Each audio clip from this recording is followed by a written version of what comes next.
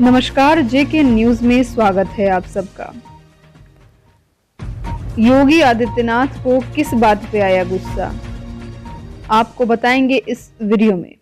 बने रहिएगा हमारे साथ। पश्चिम बंगाल में बीजेपी अध्यक्ष पर हमले से गुस्साए सीएम योगी, बोले दिख रही है संभावित हार की हताशा। जी हां, सीएम योगी आदित्यनाथ ने पश्चिम बंगाल में बीजेपी के राष्ट्रीय अध्यक्ष जेपी नड्डा के काफिले पर हुए हमले की निंदा कर रहे हैं, साथ ही दोषियों पर तत्काल कार्रवाई करने की मांग कर रहे हैं। उन्होंने इसे तृणमूल कांग्रेस टीएमसी की आगामी चुनाव में संभावित हार से उपजी हताशा का प्रतीक बताया। सीएम योगी ने गुरुवार को ट्वीट किया, पश्चिम बंगाल में भारतीय जनता पार्टी के राष्ट्रीय अध्यक्ष जेपी नड्डा के काफिले पर हिंसक हमला अक्षम्य व निंदनीय है। यह हमला तृणमूल कांग्रेस टीएमसी की आगामी चुनाव में संभावित हार से उपजी हताशा का प्रतीक है। यह घटना लोकतंत्र को शर्मसार करने वाली है।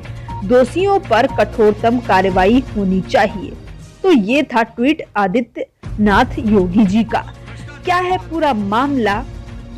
दरअसल पश्चिम बंगाल में आगामी विधानसभा चुनाव को लेकर बीजेपी के राष्ट्रीय अध्यक्ष जेपी नड्डा 2 दिवसीय दौरे पर कोलकाता में हैं। इसी दौरान डायमंड हार्बर जाते वक्त जेपी नड्डा के काफिले पर पथराव किया गया। टीएमसी कार्यकर्ताओं पर लाठी डंडे और पत्थरों से हमला करने का आरोप लगाया गया है। इस हमले में बीजेपी नेता कैलाश विजयवर्गीय की कार पर भी पथराव किया गया, लेकिन वह बाल बच गए।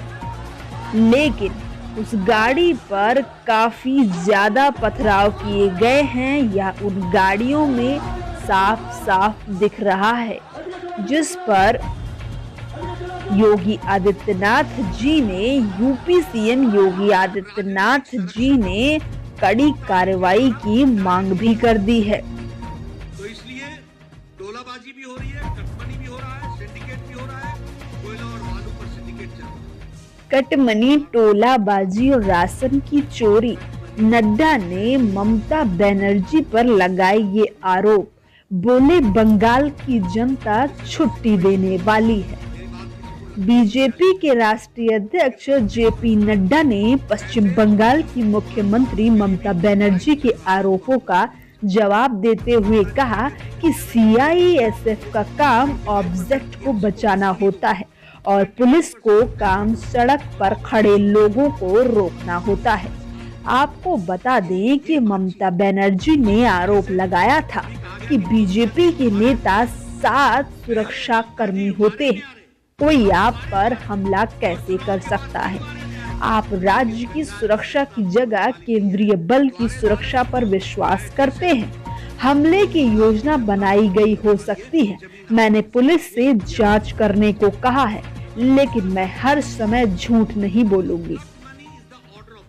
नड्डा ने कहा कि बहुत दुख के साथ मुझे कहना पड़ रहा है कि अंतिम संस्कार में कटमनी और रिश्वत बंगाल में देना पड़ रहा है।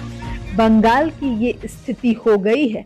उन्होंने कहा कि बंगाल में कटमनी जीवन का तरीका हो गया है और ममता सरकार द्वारा राजनीतिक संरक्षण में टोलाबाजी, बालू और कोयला सिंडिकेट द्वारा लूट हो रही है।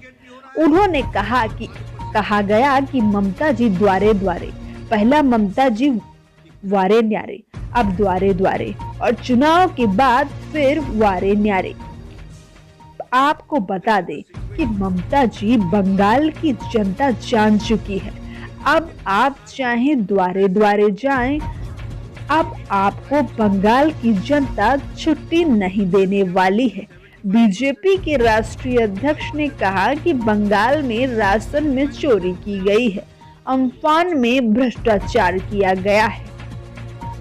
हाईकोर्ट ने कहा कि इसका सीएजी से ऑडिट करवाओ और इस ऑडिट के खिलाफ ममता जी सुप्रीम कोर्ट चली गई। इन्हें ऑडिट का इतना भय क्यों है?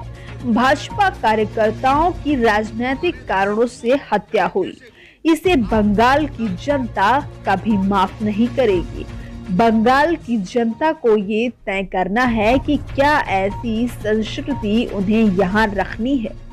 जब चुने हुए जनप्रतिनिधि सुरक्षित नहीं हैं, तो आम आदमी की क्या हालत होगी। नड्डा ने कहा कि भाजपा कार्यकर्ताओं की राजनीतिक कारणों से हत्या हुई, इसे बंगाल की जनता कभी माफ नहीं करेगी। इस प्रकार से बीजेपी नड्डा ने ममता बनर्जी के खिलाफ बयान दिए।